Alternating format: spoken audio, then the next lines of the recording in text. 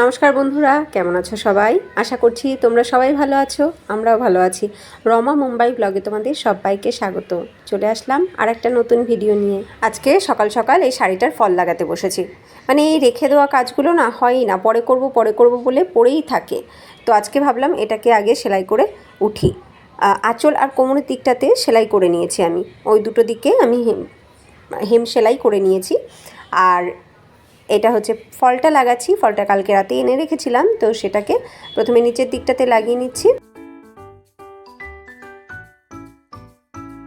নিচের দিকটা পুরোটা সেলাই করা হয়ে গেল। এইবার উপরের দিকটা শুরু করব। তা উপরের দিকটা শুরু করার আগে প্রথমে একটা সাইড পুরোপুরি সিকিউর করে নিচ্ছি। এই সাইডটা পুরোটা সেলাই করে নিচ্ছি। দেখো আমি কিন্তু ফলটাকে একটুখানি মুড়েও নেই।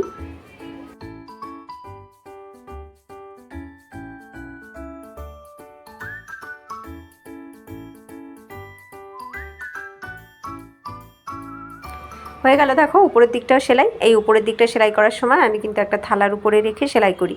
যারা তোমরা আগে আমাকে সেলাই করতে দেখেছো তারা জানো। দেখো এর নিচে কিন্তু থালাটা রাখা আছে। তো এইভাবে করলে আমার ভীষণ তাড়াতাড়ি হয়ে যায় আর খুব সুন্দর হয়, কোথাও একটু কুঁচকে থাকে না, কিছুই না। দেখো পুরোটা সেলাই করা হয়ে গেছে। এবার তোমাদেরকে আমি ভালোভাবে দেখাবো। শাড়িটা ভাঁজ করে নিলাম আগে।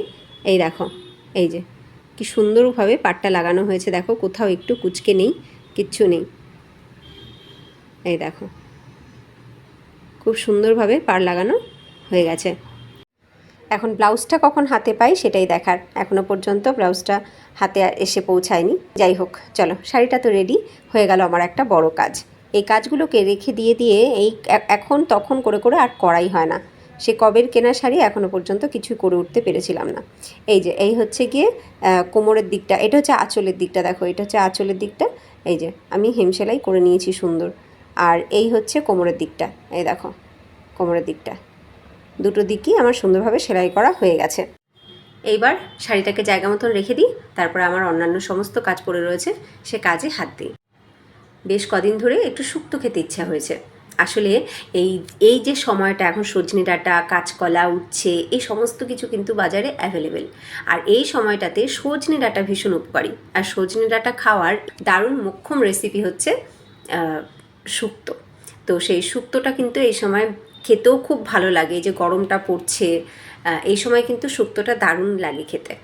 তো বেশ কদিন ধরেই আমার খুব ইচ্ছে হচ্ছিল। তো আজকে দেখলাম ঘরে সব সবজি আছেই, তো সেই সব সবজি কেটে নিয়েছি। উচ্ছে, আলু, তার সাথে আমি একটুখানি পেঁপে দিয়েছি, কাঁচা পেঁপে, সজনে ডাঁটা, একটু বরবটি ছিল তাও দিয়েছি, তার সাথে কাঁচকলা, আর ওদিকে বেলে ভালো করে ভেজে নিয়ে তারপরে কড়াইতে একটুখানি পাঁচফোড়ন, একটা শুকনো লঙ্কা আর তেজপাতা ফোড়ন দিয়ে তার ভেতরে সবজিগুলো দিয়ে একটু নাড়াচাড়া করে দিয়ে দিলাম জল, পরিমাণ মতন লবণও দিয়েছি।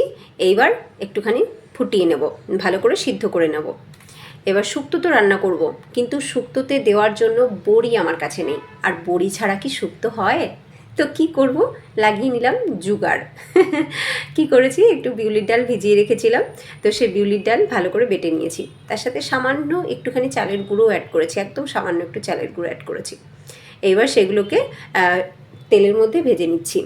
কিছু করার নেই, খেতে যখন ইচ্ছে হয়েছে, এছাড়া আর কোনো উপায় নেই। জানি এর টেস্ট আর সেই শুকনো বড়ির টেস্ট একরকম কখনো হবে না, খেতে একটু আলাদাই হবে, কিন্তু তবুও নামে তো সেই বড়ি দেওয়া হচ্ছে আর কি, তাই না বলো?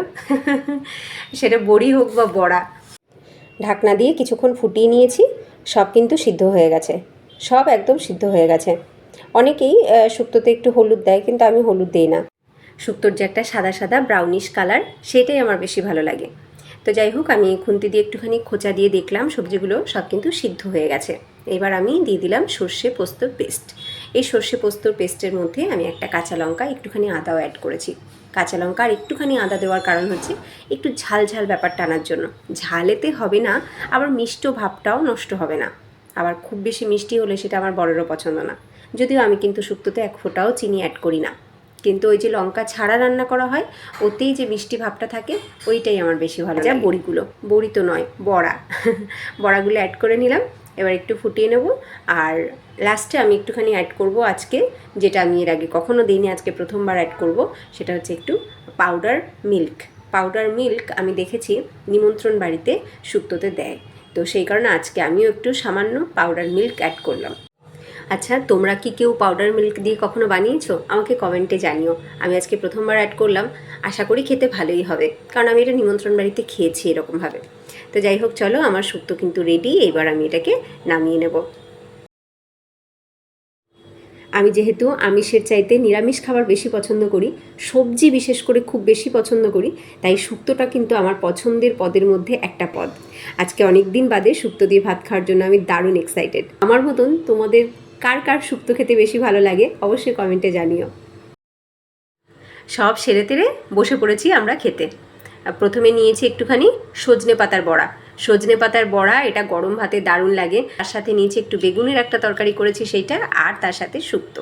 সম্পূর্ণ নিরামিষ খাবার। বাবাইকে দেখো, ও কিন্তু সজনে পাতার বড়া দিয়েই খেয়ে নিচ্ছে ভাত।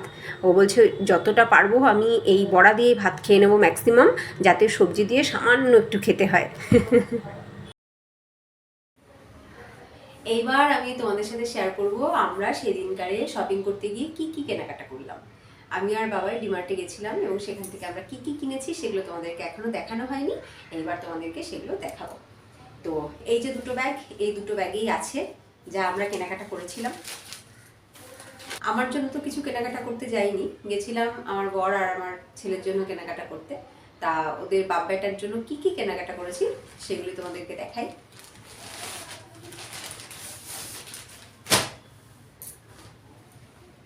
এই দেখো, আমার বরের জন্য শুধু দুটো হাফ প্যান্ট নিয়েছি।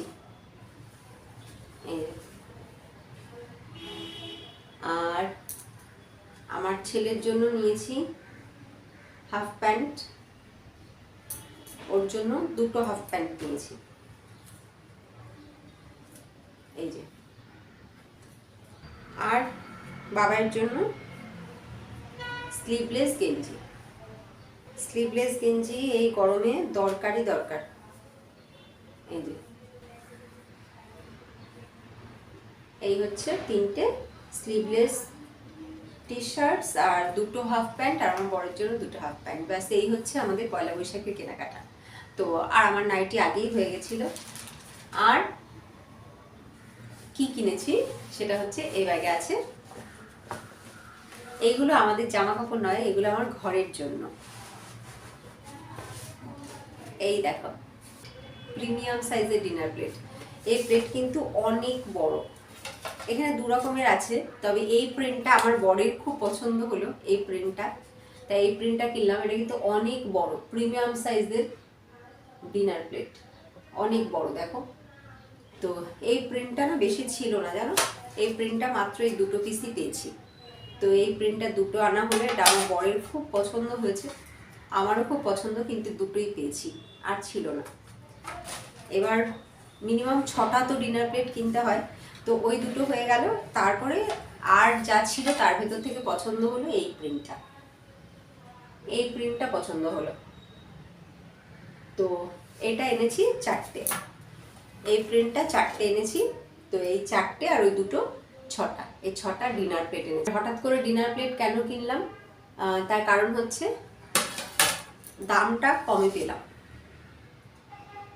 দামটা কমে পেলাম, সেই কারণেই নিয়েছি। দেখো, এখানে লেখা আছে 70 টাকা এমআরপি, কিন্তু অফার প্রাইসে ছিল 49 টাকা। 70 টাকা লেখা আছে এমআরপি, কিন্তু অফার প্রাইসে 49 টাকা। তো সেই কারণেই কিনলাম। এই দুটো প্রিন্টের হয়েছে।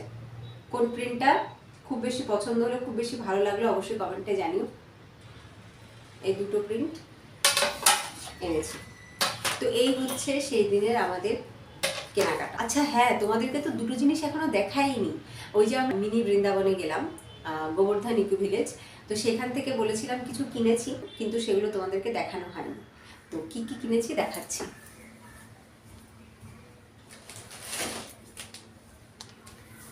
এই দেখো, এইটা কিনেছি আমার গোপালের জন্য। সেদিন ওখানে স্টল থেকে আমার এই গোপালের জন্য জামাটা দেখে খুব পছন্দ হলো, আর মনেও পড়লো যে পয়লা বৈশাখে তো আমাদের জন্য কেনাকাটা হবে, তো আমার গোপালের জন্য কি, তো তখন এইটা দেখে খুব পছন্দ হলো বলে নিয়ে আসলাম একবারে গোপালের পয়লা বৈশাখের জামা। এটার দামটা কিন্তু একদম রিজনেবল, একদম রিজনেবল ছিল। এই দেখো, এটার দাম নিয়েছে মাত্র ₹45, 45 রুপিস। তো একদমই রিজনেবল, কারণ যেখানেই যাও এর দাম এরকমই নেবে। এই যে কি সুন্দর দেখতে না, ভীষণ সুন্দর দেখতে, আমার তো খুব পছন্দ হয়েছে, ভীষণ পছন্দ হয়েছে। এই দেখো সুন্দর লাগছে না দেখতে, আমার দেখে ভীষণ পছন্দ হয়েছে। বেশ কয়েকটা কালার ছিল, তবে এই ইয়েলো রংটাই আমার বেশি পছন্দ হলো। আর যেটা কিনেছি সেটা হচ্ছে এটা, বললাম না ওখানে ন্যাচারাল সব ছিল, মানে ওখানে সব হ্যান্ডমেড প্রোডাক্ট এবং উইদাউট এনি কেমিক্যাল। তো কোনো রকম কেমিক্যাল ছাড়া হ্যান্ডমেড ন্যাচারাল প্রোডাক্ট দিয়ে তৈরি। তো এটা যেমন আছে ফেস গ্লো, ফেস গ্লো এটা কিনেছিলাম। এটা বলছে স্যান্ডেল দিয়ে তৈরি, স্যান্ডেল মানে চন্দনের ডাস্ট আছে। আমি এখনো পর্যন্ত খুলিনি, তোমাদেরকে দেখানো হয়নি বলে এখনো পর্যন্ত আমি এটা খুলিনি, খুলে দেখিনি। এই দেখো পুরো স্টিল প্যাক, এখনো এটা খোলাই হয়নি। এটার দাম নিয়েছিল 90 রুপিস, এটার দাম নিয়েছে 90 টাকা, 90 টাকা। তো এটা আমার কাছে রিজনেবলই মনে হলো। দেখো বেশ অনেকটা আছে, 80 গ্রাম, 80 গ্রাম আছে। এটা সম্পূর্ণ ন্যাচারাল প্রোডাক্ট, কোনো রকম কেমিক্যাল নেই, সেই কারণে আমি আনলাম। এই দুটো জিনিস সেদিন আমরা ওই গোবর্ধন ইকো ভিলেজ মানে মিনি বৃন্দাবন থেকে কিনেছিলাম। তো কেমন লাগলো তোমাদের এই কেনাকাটা অবশ্যই কিন্তু কমেন্টে জানিও। আমার বর এবং ছেলের জন্য পয়লা বৈশাখের ড্রেস, আমার গোপালের জন্য পয়লা বৈশাখের ড্রেস, আর তার সাথে ডিনার প্লেটগুলো। কেমন লাগলো শপিং কমেন্টে জানিও। দেখতে দেখতে বিকেল হয়ে গেল। আজকে আকাশটা একটু দেখো, এই রকম আকাশ এর আগে বোধহয় তোমাদেরকে কখনো দেখাতে পারিনি। কি অপূর্ব লাগছে দেখো, সূর্যটা জাস্ট অস্ত যাবে, মানে ওই বিল্ডিংয়ের পিছনে ঢুকে যাবে তার আগের মুহূর্ত। কি যে অপূর্ব লাগছে, আমি তোমাদের সাথে শেয়ার না করে থাকতে পারলাম না। এই বিকেলের সময়টা আমার ঘরের থেকে এই সূর্যাস্ত আমার দারুণ লাগে। একদম যবে থেকে এসেছি, যবে থেকে আসিনি রুমটা নেব তার আগে থেকেই এই দৃশ্যটা দেখেই রুমটা বোধহয় বেশি পছন্দ হয়েছিল আমার। তো যাই হোক, দেখো কি অসাধারণ লাগছে, কি অসাধারণ লাগছে। মুহূর্তের মধ্যে রংটা যেন আরও চেঞ্জ হয়ে গেল, অপূর্ব লাগছে। দেখতে পাচ্ছ সূর্য কিন্তু নিচের দিকে ঢুকে গেছে, দেখো নিচের দিকে ঢুকে গেছে, আর দেখা যাচ্ছে না, শুধু রংটা দেখা যাচ্ছে। আকাশ যেন কেউ তুলি দিয়ে রাঙিয়ে দিয়েছে, মনেই হচ্ছে না এটা ন্যাচারাল, মনে হচ্ছে কৃত্রিম, কেউ অযত্নে সুন্দর করে এটাকে বানিয়েছে। ঠিক যেন সেরকম লাগছে, তাই না বলো? যাই হোক, চলো আমরা বসে এত সুন্দর একটা দৃশ্য এনজয় করি। এই ভিডিওটা এখন এখানে এন্ড করি। তোমাদের ভিডিওটা কেমন লাগলো অবশ্যই কমেন্টে জানিও। যদি ভিডিওটা ভালো লাগে লাইক করো, আর নতুন বন্ধুরা যদি তোমাদের ভালো লাগে লাইক করে সাবস্ক্রাইব করো, আমাদের সাথে থেকো, আমাদের পরিবারের সদস্য হয়ে থেকো। আবার দেখা হবে নেক্সট ভিডিওতে। ততক্ষণ তোমরা সবাই ভালো থেকো, সুস্থ থেকো, টাটা।